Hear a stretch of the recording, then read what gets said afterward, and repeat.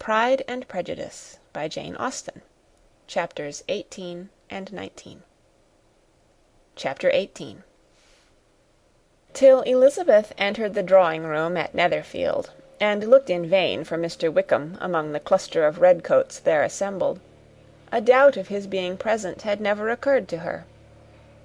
The certainty of meeting him had not been checked by any of those recollections that might not unreasonably have alarmed her.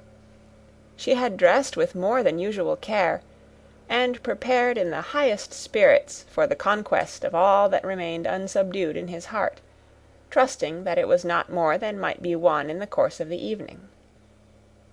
But in an instant arose the dreadful suspicion of his being purposely omitted for Mr. Darcy's pleasure in the Bingleys' invitation to the officers; and though this was not exactly the case, the absolute fact of his absence was pronounced by his friend Denny, to whom Lydia eagerly applied, and who told them that Wickham had been obliged to go to town on business the day before, and was not yet returned, adding, with a significant smile, "I do not imagine his business would have called him away just now, if he had not wanted to avoid a certain gentleman here."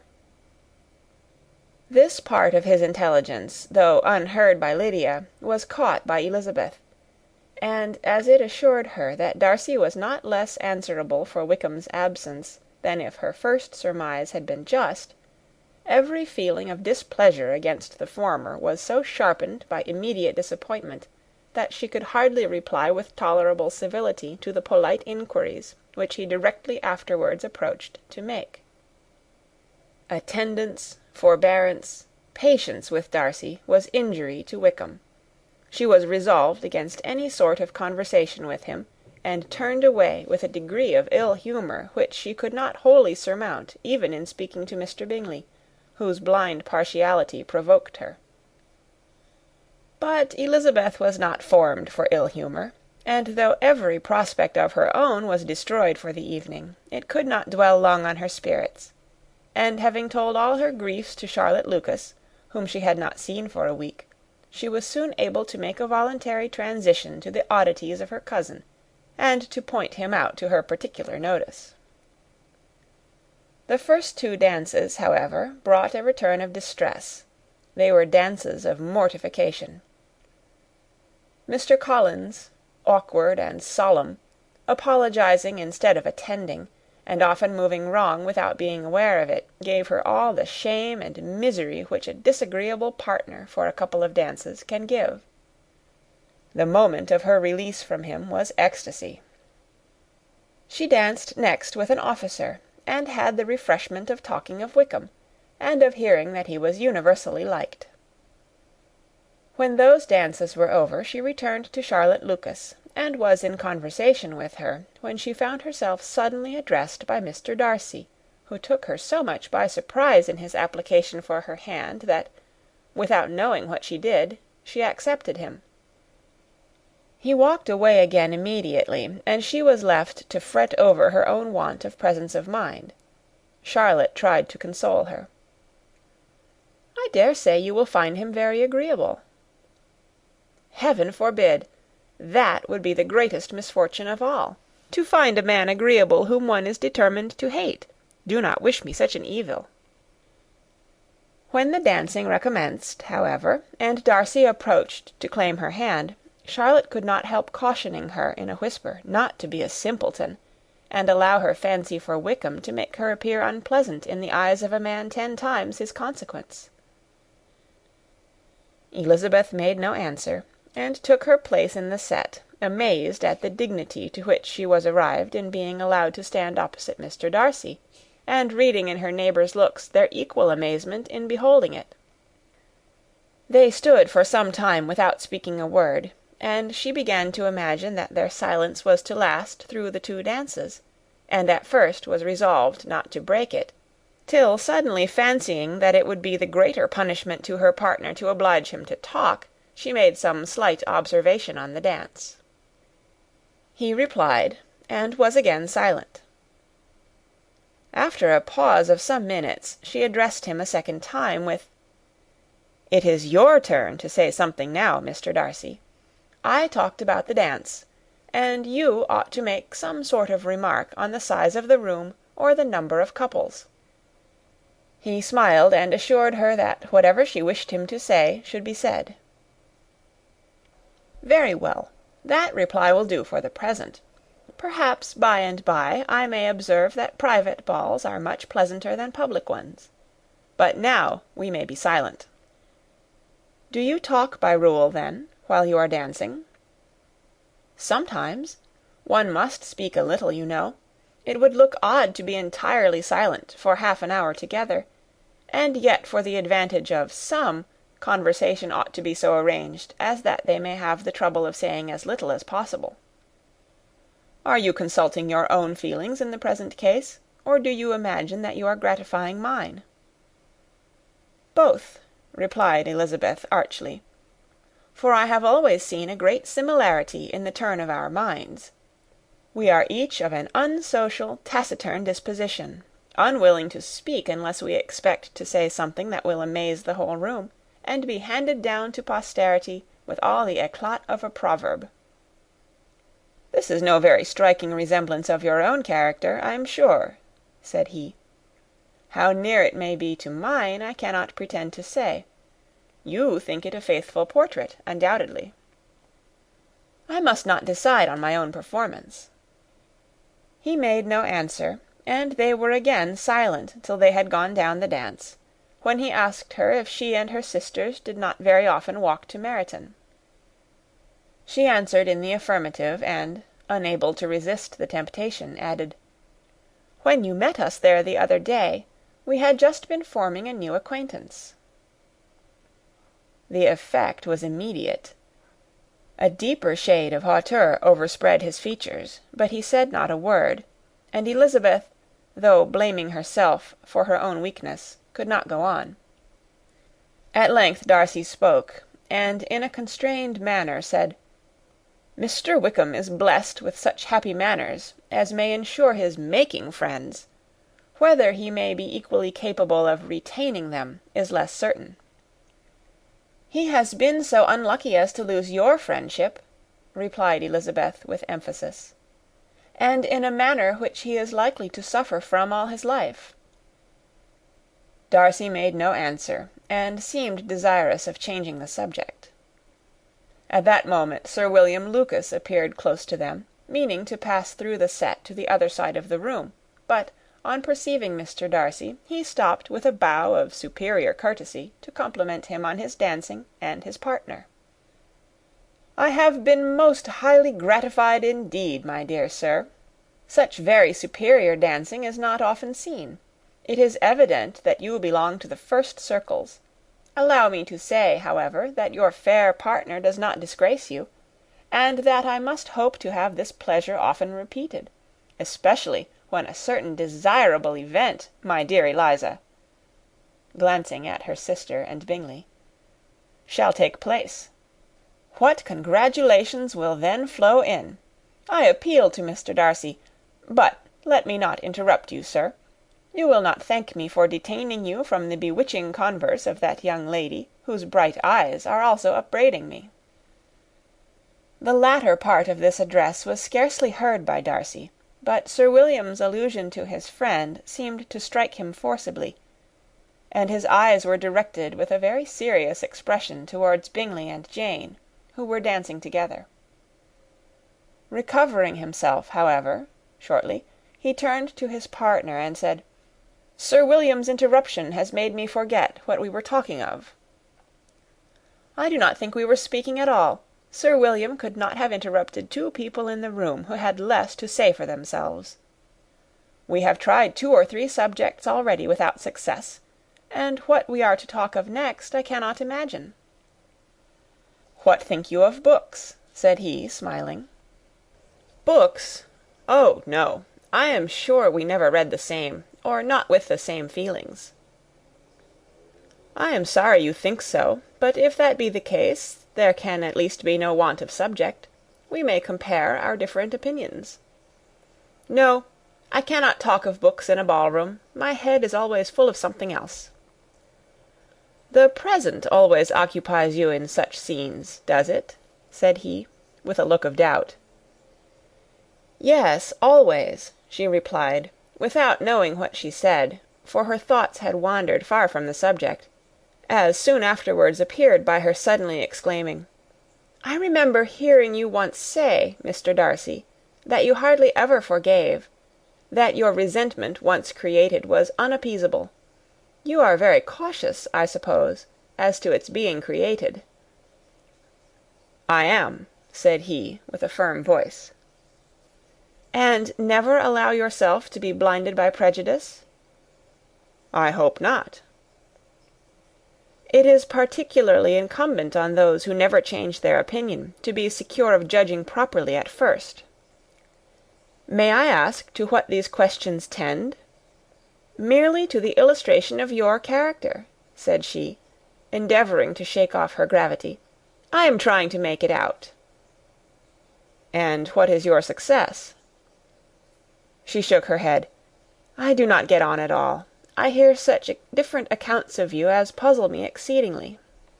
"I can readily believe," answered he gravely, "that reports may vary greatly with respect to me, and I could wish, Miss Bennet, that you were not to sketch my character at the present moment, as there is reason to fear that the performance would reflect no credit on either." "But if I do not take your likeness now, I may never have another opportunity." "I would by no means suspend any pleasure of yours," he coldly replied.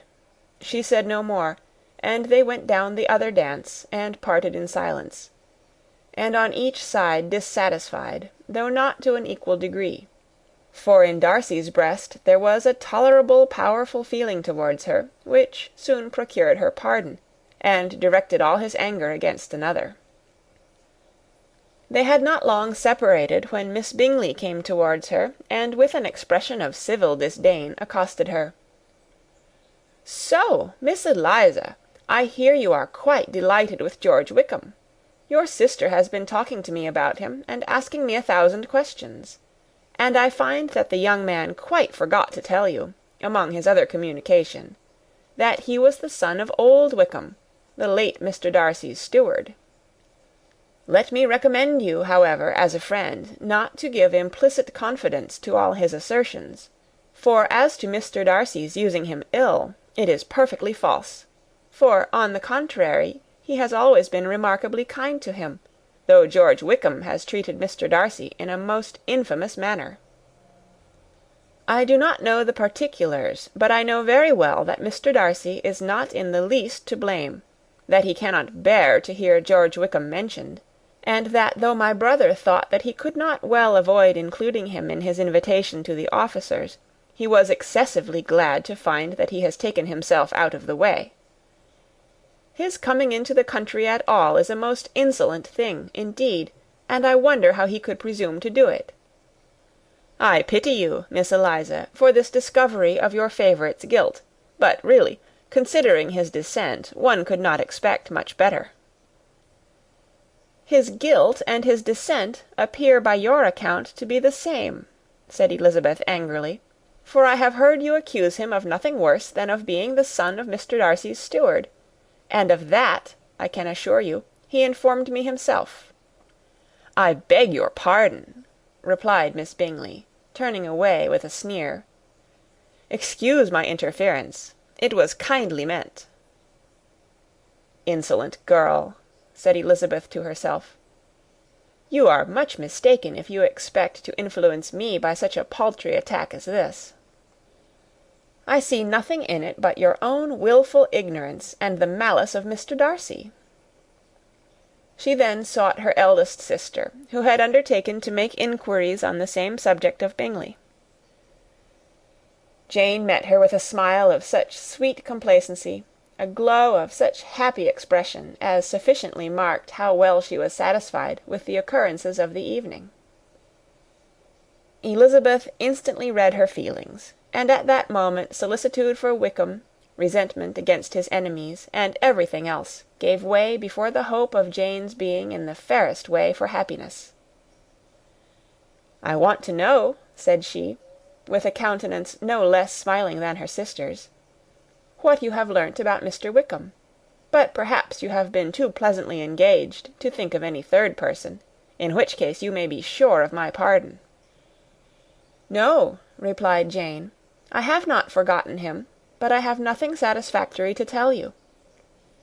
Mr. Bingley does not know the whole of his history, and is quite ignorant of the circumstances which have principally offended Mr. Darcy, but he will vouch for the good conduct, the probity, and honour of his friend, and is perfectly convinced that Mr. Wickham has deserved much less attention from Mr. Darcy than he has received; and I am sorry to say, by his account as well as his sister's, Mr. Wickham is by no means a respectable young man. I am afraid he has been very imprudent, and has deserved to lose Mr. Darcy's regard." "Mr. Bingley does not know Mr. Wickham himself?" "No, he never saw him till the other morning at Meryton." "This account, then, is what he has received from Mr. Darcy. I am satisfied. But what does he say of the living?" "He does not exactly recollect the circumstances, though he has heard them from Mr. Darcy more than once, but he believes that it was left to him conditionally only." "I have not a doubt of Mr. Bingley's sincerity," said Elizabeth warmly, "but you must excuse my not being convinced by assurances only. Mr. Bingley's defence of his friend was a very able one, I dare say; but since he is unacquainted with several parts of the story, and has learnt the rest from that friend himself, I shall venture to still think of both gentlemen as I did before." She then changed the discourse to one more gratifying to each, and on which there could be no difference of sentiment.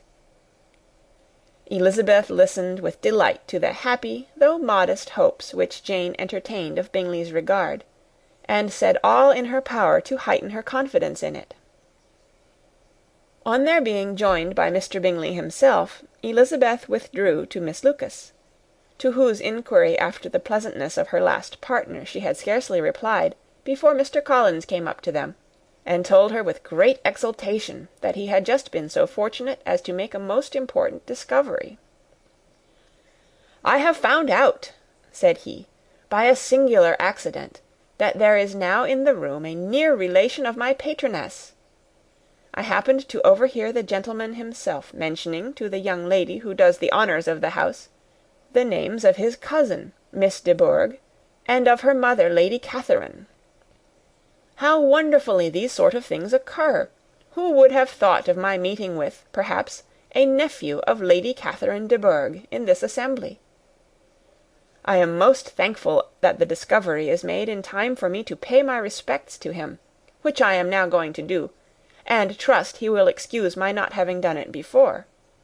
My total ignorance of the connection must plead my apology." "You are not going to introduce yourself to Mr. Darcy?" "Indeed I am.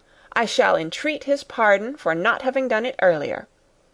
I believe him to be Lady Catherine's nephew.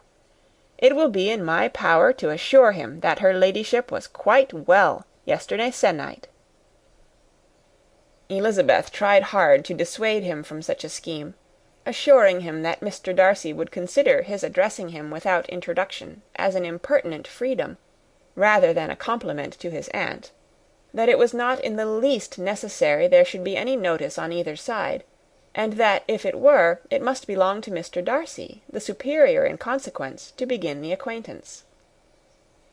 Mr. Collins listened to her with the determined air of following his own inclination, and, when she ceased speaking, replied thus: "My dear Miss Elizabeth, I have the highest opinion in the world in your excellent judgment in all matters within the scope of your understanding; but permit me to say that there must be a wide difference between the established forms of ceremony amongst the laity, and those which regulate the clergy.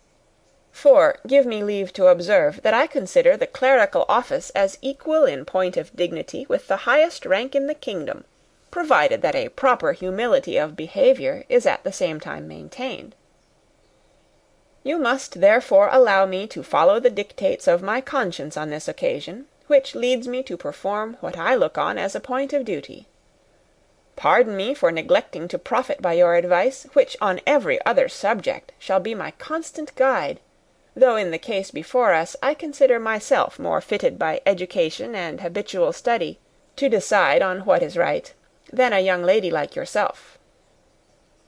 And with a low bow he left her to attack Mr. Darcy, whose reception of his advances she eagerly watched, and whose astonishment at being so addressed was very evident.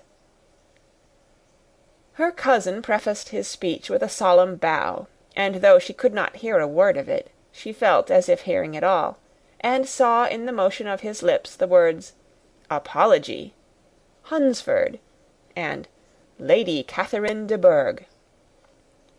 It vexed her to see him expose himself to such a man.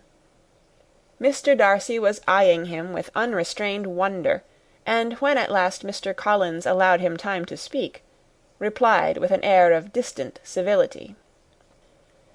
Mr. Collins, however, was not discouraged from speaking again, and Mr. Darcy's contempt seemed abundantly increasing with the length of his second speech, and at the end of it he only made him a slight bow, and moved another way. Mr. Collins then returned to Elizabeth. "I have no reason, I assure you," said he, "to be dissatisfied with my reception. Mr. Darcy seemed much pleased with the attention. He answered me with the utmost civility, and even paid me the compliment of saying that he was so well convinced of Lady Catherine's discernment as to be certain she could never bestow a favour unworthily. It was really a very handsome thought. Upon the whole, I am much pleased with him." As Elizabeth had no longer any interest of her own to pursue, she turned her attention almost entirely on her sister and Mr. Bingley, and the train of agreeable reflections which her observations gave birth to made her perhaps almost as happy as Jane. She saw her in idea settled in that very house, in all the felicity which a marriage of true affection could bestow, and she felt capable, under such circumstances, of endeavouring even to like Bingley's two sisters. Her mother's thoughts, she plainly saw, were bent the same way, and she determined not to venture near her, lest she might hear too much. When they sat down to supper, therefore, she considered it a most unlucky perverseness which placed them within one of each other, and deeply was she vexed to find that her mother was talking to that one person, Lady Lucas, freely, openly, and of nothing else but her expectation that Jane would soon be married to Mr. Bingley. It was an animating subject, and Mrs. Bennet seemed incapable of fatigue while enumerating the advantages of the match. His being such a charming young man, and so rich, and living but 3 miles from them, were the first points of self-gratulation. And then it was such a comfort to think how fond the two sisters were of Jane, and to be certain that they must desire the connection as much as she could do. It was, moreover, such a promising thing for her younger daughters, as Jane's marrying so greatly must throw them in the way of other rich men. And lastly, it was so pleasant at her time of life to be able to consign her single daughters to the care of their sister, that she might not be obliged to go into company more than she liked. It was necessary to make this circumstance a matter of pleasure, because on such occasions it is the etiquette, but no one was less likely than Mrs. Bennet to find comfort in staying home at any period of her life. She concluded with many good wishes that Lady Lucas might soon be equally fortunate, though evidently and triumphantly believing there was no chance of it. In vain did Elizabeth endeavour to check the rapidity of her mother's words, or persuade her to describe her felicity in a less audible whisper, for to her inexpressible vexation she could perceive that the chief of it was overheard by Mr. Darcy, who sat opposite to them. Her mother only scolded her for being nonsensical. "What is Mr. Darcy to me, pray, that I should be afraid of him? I am sure we owe him no such particular civility as to be obliged to say nothing he may not like to hear." "For heaven's sake, madam, speak lower. What advantage can it be for you to offend Mr. Darcy? You will never recommend yourself to his friend by so doing." Nothing that she could say, however, had any influence. her mother would talk of her views in the same intelligible tone. Elizabeth blushed and blushed again with shame and vexation.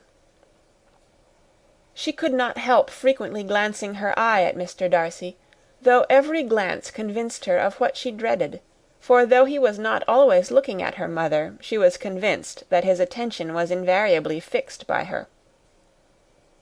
The expression of his face changed gradually from indignant contempt to a composed and steady gravity.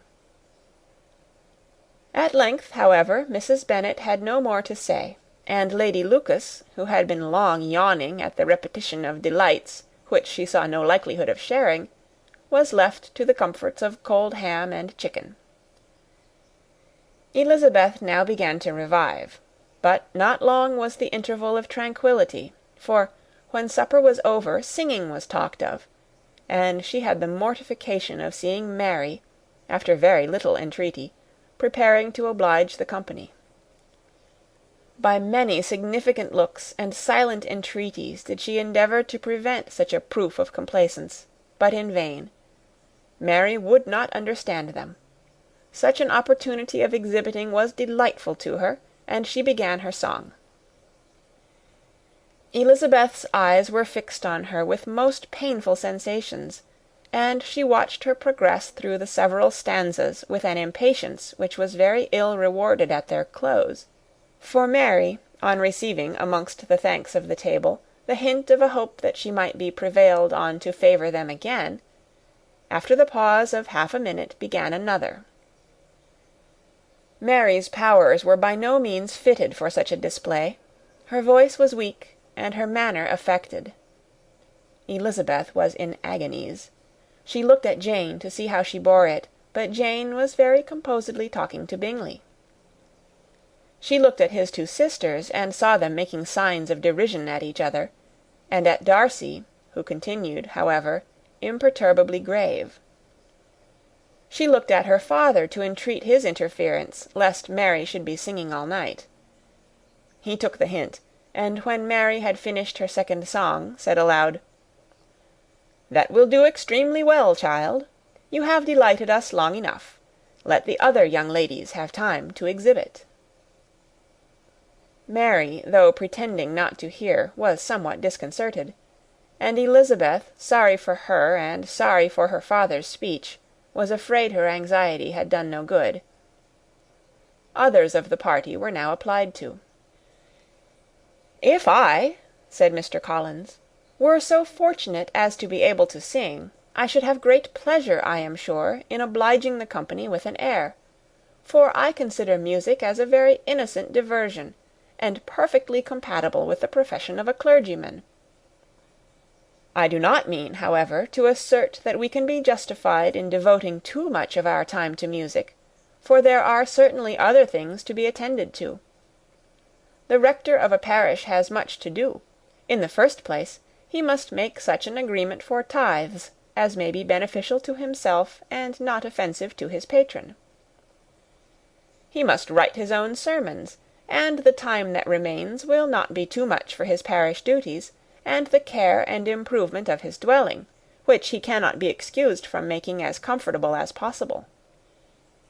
And I do not think it of light importance that he should have attentive and conciliatory manner towards everybody, especially towards those to whom he owes his preferment. I cannot acquit him of that duty, nor could I think well of the man who should omit an occasion of testifying his respect towards anybody connected with the family." And with a bow to Mr. Darcy, he concluded his speech, which had been spoken so loud as to be heard by half the room. Many stared, many smiled, but no one looked more amused than Mr. Bennet himself, while his wife seriously commended Mr. Collins for having spoken so sensibly, and observed in a half whisper to Lady Lucas that he was a remarkably clever, good kind of young man. To Elizabeth it appeared that, had her family made an agreement to expose themselves as much as they could during the evening, it would have been impossible for them to play their parts with more spirit or finer success; and happy did she think it for Bingley and her sister that some of the exhibition had escaped his notice, and that his feelings were not of a sort to be much distressed by the folly which he must have witnessed. That his two sisters and Mr. Darcy, however, should have such an opportunity of ridiculing her relations was bad enough, and she could not determine whether the silent contempt of the gentlemen or the insolent smiles of the ladies were more intolerable. The rest of the evening brought her little amusement. She was teased by Mr. Collins, who continued most perseveringly by her side, and though he could not prevail on her to dance with him again, put it out of her power to dance with others. In vain did she entreat him to stand up with somebody else, and offer to introduce him to any young lady in the room. He assured her that as to dancing he was perfectly indifferent to it, that his chief object was by delicate attentions to recommend himself to her, and that he should therefore make a point of remaining close to her the whole evening. There was no arguing upon such a project. She owed her greatest relief to her friend Miss Lucas, who often joined them, and good-naturedly engaged Mr. Collins's conversation to herself. She was at least free from the offence of Mr. Darcy's further notice, though often standing within a very short distance of her, quite disengaged, he never came near enough to speak. She felt it to be the probable consequence of her allusions to Mr. Wickham, and rejoiced in it. The Longbourn party were the last of all the company to depart, and, by a manoeuvre of Mrs. Bennet, had to wait for their carriage a quarter of an hour after everybody else was gone, which gave them time to see how heartily they were wished away by some of the family. Mrs. Hurst and her sister scarcely opened their mouths, except to complain of fatigue, and were evidently impatient to have the house to themselves.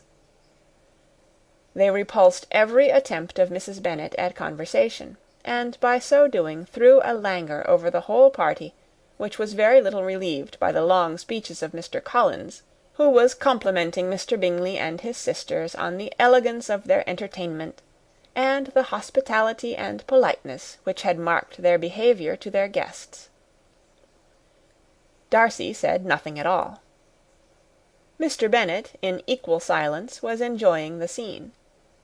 Mr. Bingley and Jane were standing together, a little detached from the rest, and talked only to each other. Elizabeth preserved as steady a silence as either Mrs. Hurst or Miss Bingley, and even Lydia was too much fatigued to utter more than the occasional exclamation of "Lord, how tired I am!" accompanied by a violent yawn.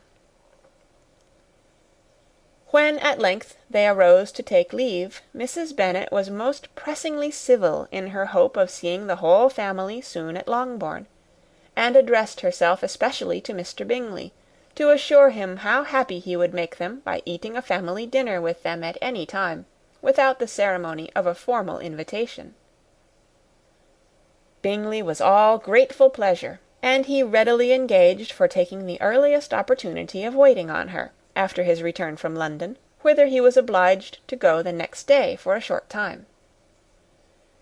Mrs. Bennet was perfectly satisfied, and quitted the house under the delightful persuasion that, allowing for the necessary preparations of settlements, new carriages, and wedding clothes, she should undoubtedly see her daughter settled at Netherfield in the course of 3 or 4 months. Of having another daughter married to Mr. Collins she thought with equal certainty, and with considerable, though not equal, pleasure.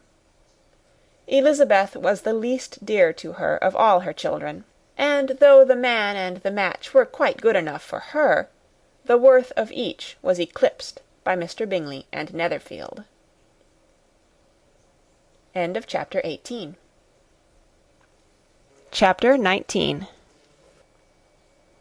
The next day opened a new scene at Longbourn. Mr. Collins made his declaration in form. Having resolved to do it without loss of time, as his leave of absence extended only to the following Saturday, and having no feelings of diffidence to make it distressing to himself even at the moment, he set about it in a very orderly manner, with all the observances which he supposed a regular part of the business. On finding Mrs. Bennet Elizabeth and one of the younger girls together, soon after breakfast, he addressed the mother in these words: "May I hope, madam, for your interest with your fair daughter Elizabeth, when I solicit for the honour of a private audience with her in the course of this morning?" Before Elizabeth had time for anything but a blush of surprise, Mrs. Bennet answered instantly, "Oh dear, yes, certainly. I am sure Lizzy will be very happy. I am sure she can have no objection. Come, Kitty, I want you upstairs." And, gathering her work together, she was hastening away, when Elizabeth called out, "Dear madam, do not go. I beg you will not go. Mr. Collins must excuse me. He can have nothing to say to me that anybody need not hear. I am going away myself." "No, no, nonsense, Lizzy. I desire you to stay where you are." And upon Elizabeth's seeming really, with vexed and embarrassed looks, about to escape, she added, "Lizzy, I insist upon your staying and hearing Mr. Collins." Elizabeth would not oppose such an injunction, and a moment's consideration making her also sensible that it would be wisest to get it over as soon and as quietly as possible, she sat down again and tried to conceal, by incessant employment, the feelings which were divided between distress and diversion. Mrs. Bennet and Kitty walked off, and as soon as they were gone, Mr. Collins began.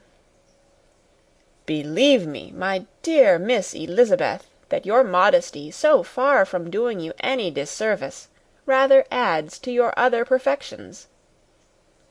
You would have been less amiable in my eyes, had there not been this little unwillingness. But allow me to assure you that I have your respected mother's permission for this address. You can hardly doubt the purport of my discourse. However your natural delicacy may lead you to dissemble, my attentions have been too marked to be mistaken. Almost as soon as I entered the house, I singled you out as the companion of my future life.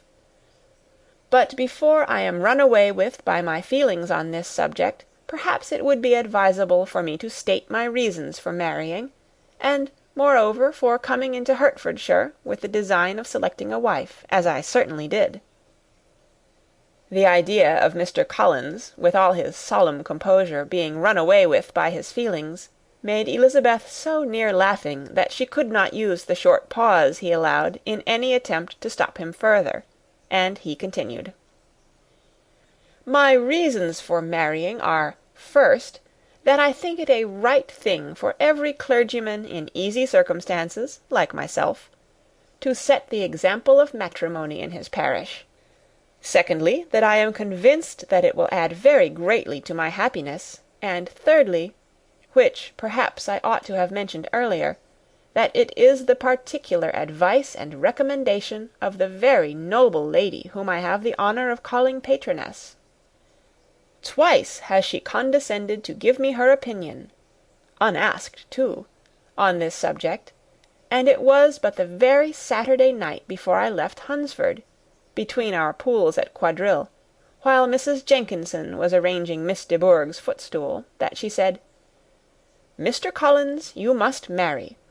A clergyman like you must marry. Choose properly. Choose a gentlewoman for my sake.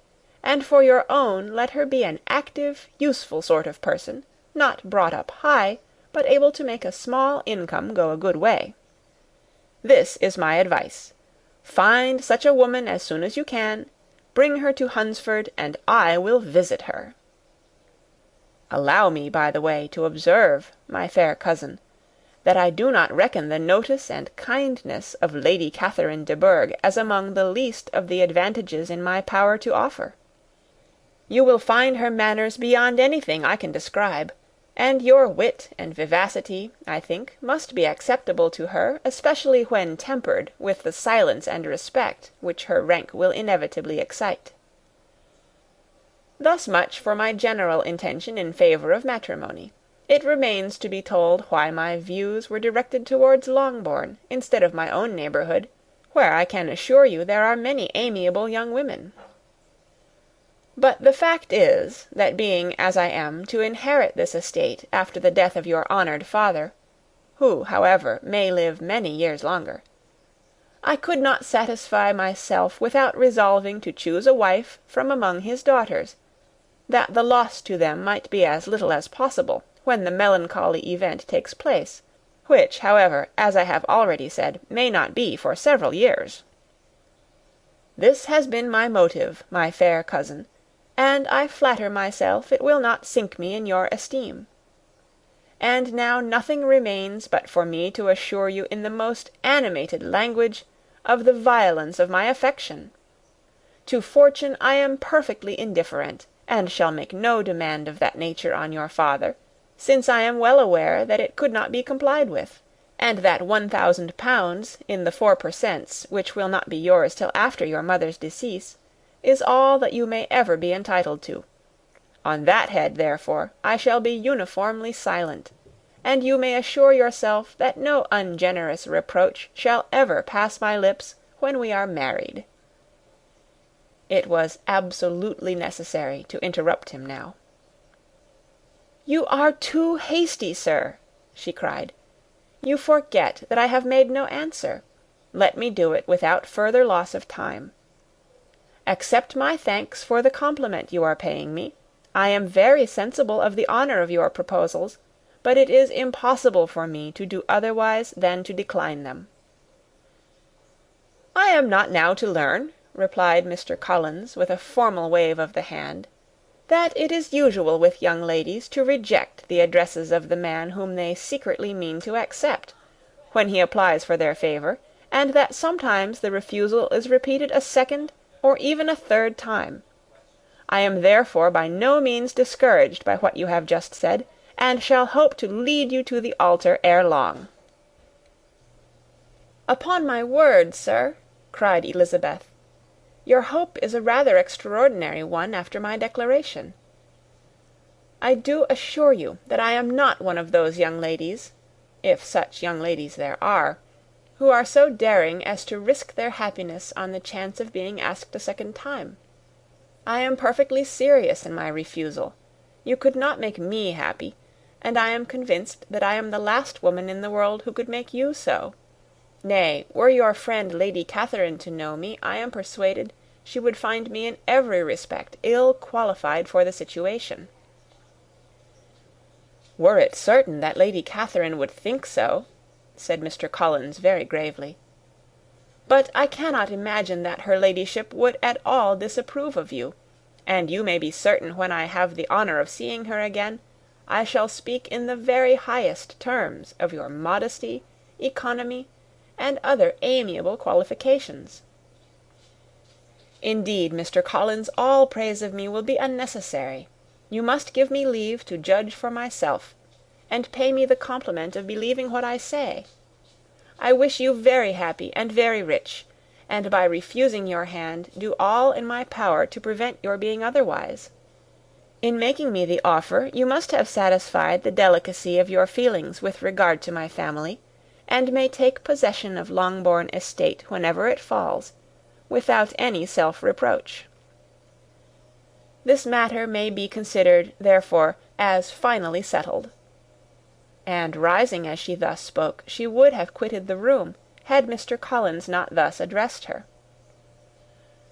"When I do myself the honour of speaking to you next on the subject, I shall hope to receive a more favourable answer than you have now given me, though I am far from accusing you of cruelty at present, because I know it to be the established custom of your sex to reject a man on the first application, and perhaps you have even now said as much to encourage my suit as would be consistent with the true delicacy of the female character."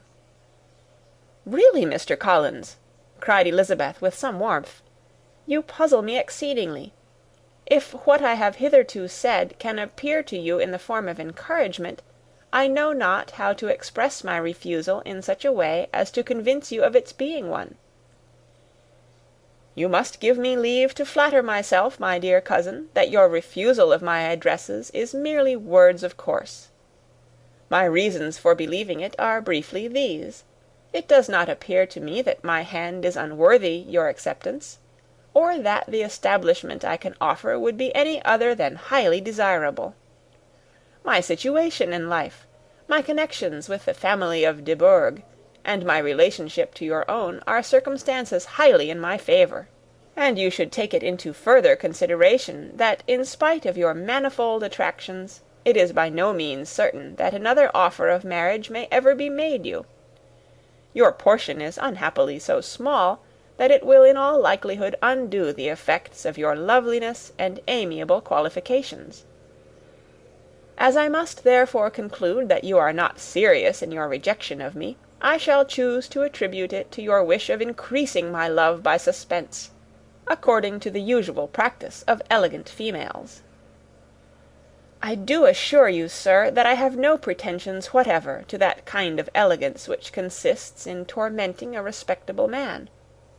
I would rather be paid the compliment of being believed sincere. I thank you again and again for the honour you have done me in your proposals, but to accept them is absolutely impossible. My feelings in every respect forbid it. Can I speak plainer? Do not consider me now as an elegant female, intending to plague you, but as a rational creature speaking the truth from her heart. You are uniformly charming, cried he, with an air of awkward gallantry, and I am persuaded that when sanctioned by the express authority of both your excellent parents, my proposals will not fail of being acceptable. To such perseverance in wilful self-deception Elizabeth would make no reply, and immediately and in silence withdrew, determined, if he persisted in considering her repeated refusals as flattering encouragement, to apply to her father, whose negative might be uttered in such a manner as to be decisive, and whose behaviour at least could not be mistaken for the affectation and coquetry of an elegant female. End of chapter 19.